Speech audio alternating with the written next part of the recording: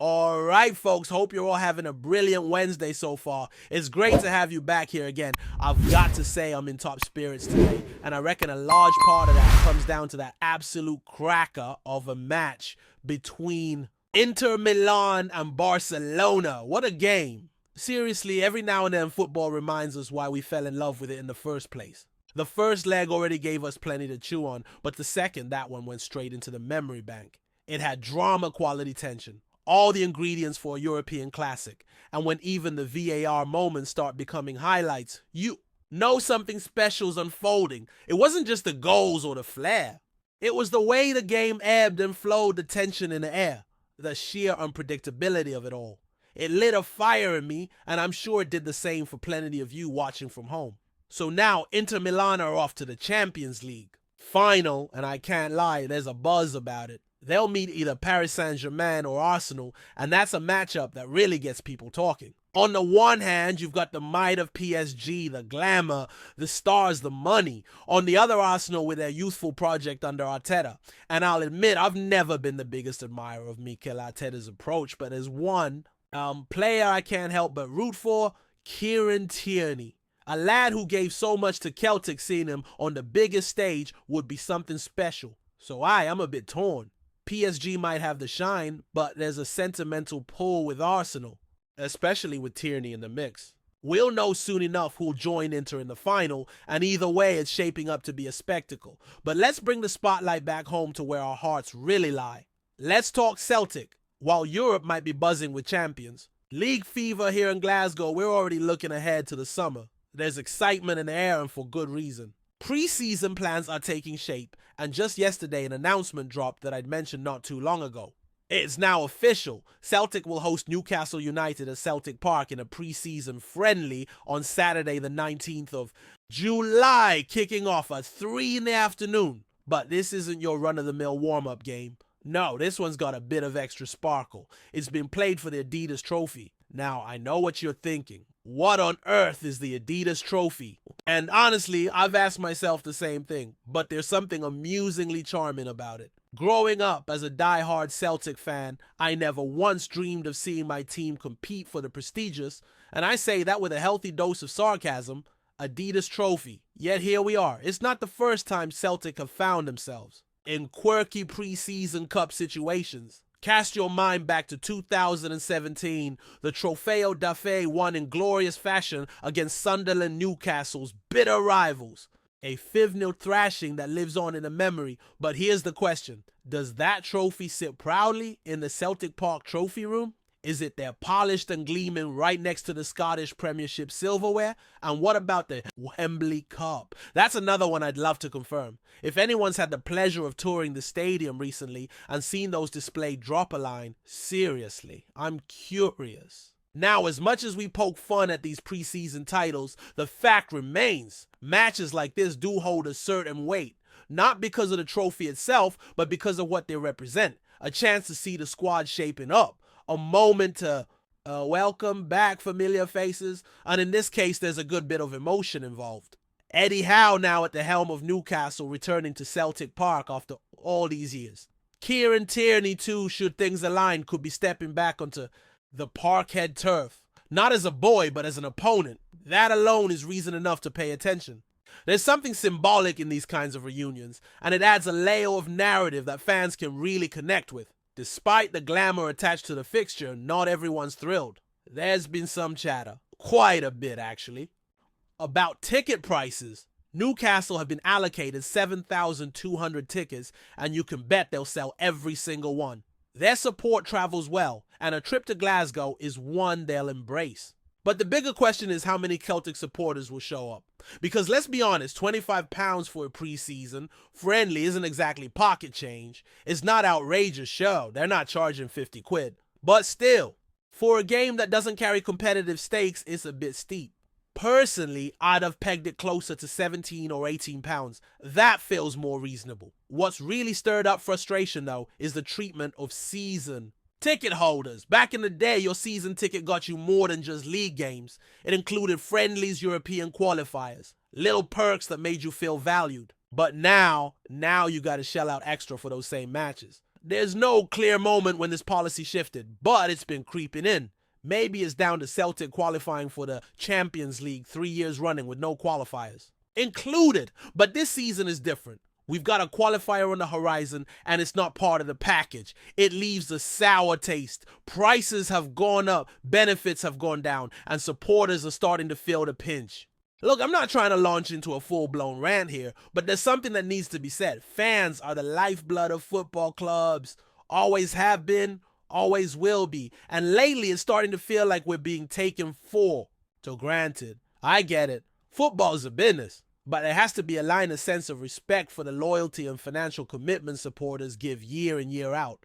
Celtic fans have been nothing short of incredible in that department. The club's revenue figures don't lie. They've been supported through thick and thin. But that goodwill doesn't last forever. If we keep inching toward a model where every additional match feels like another bill, something's going to give eventually. Hopefully not anytime soon. But the warning signs are there. Shifting gears slightly, let's talk about the summer. Calendar. Plans might be too strong a word at this stage. It's more a collection of dates we've got penciled in. But still, they help paint a picture. First up, we've got the Scottish Cup final. Whether or not you count that as part of the summer is up to you, but it marks the season's big finale and a shot at the treble. That's no small thing. After that, we've got the transfer window opening around the 12th of June. Finding precise info on the Scottish window can be tricky. It's not always as well publicized as the English one, but typically it runs in parallel. So we're looking at a close date of 1st of September for the closing day. That gives clubs around 12 weeks to get their business done. Now you might have noticed some changes this year.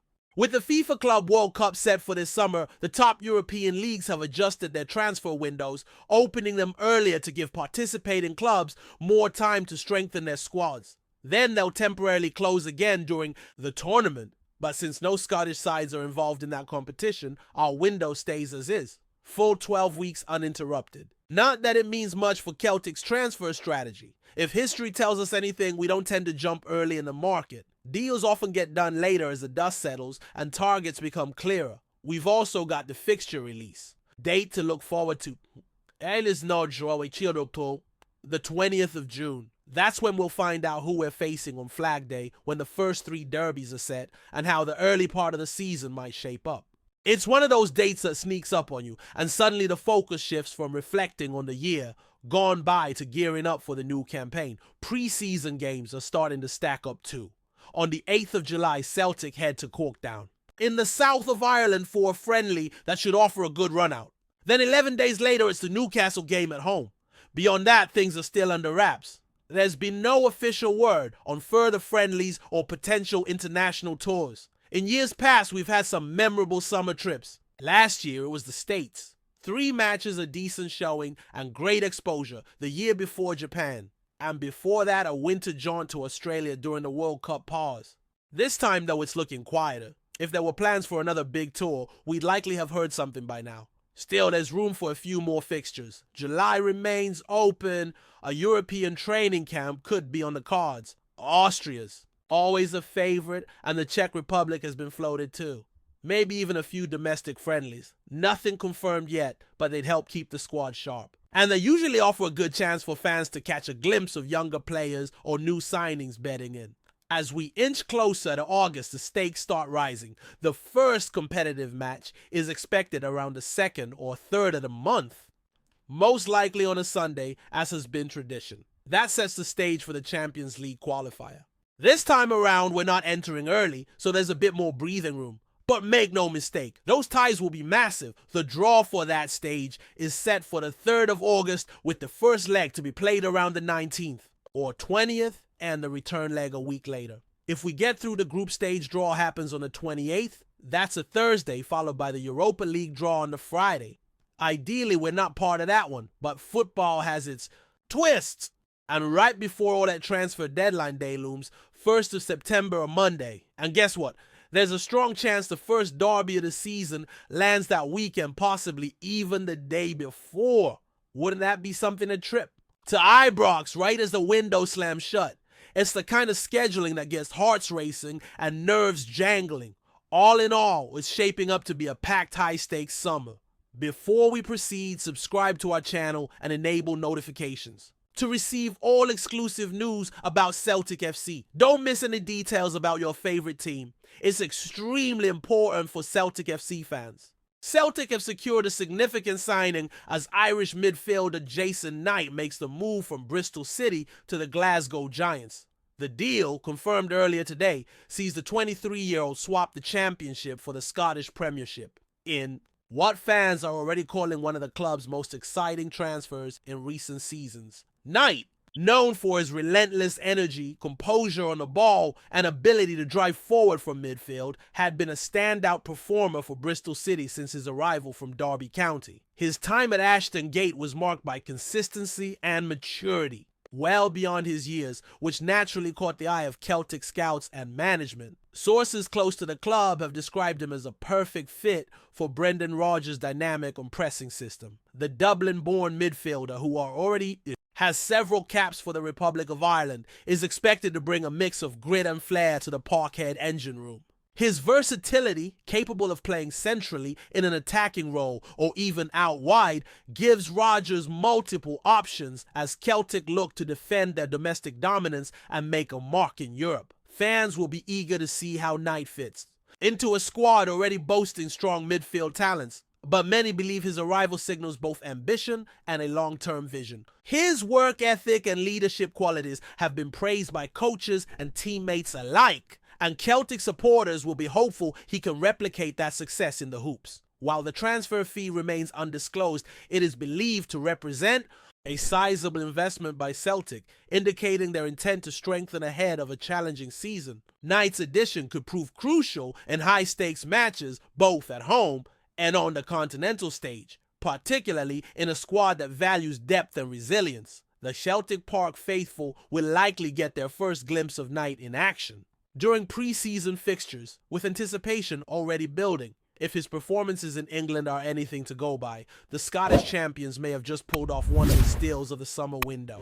Hello, fans! Don't forget to like and subscribe to the channel, as it means a lot to Celtic FC. Also, share your opinion about the news in the comments below. See you in the next video.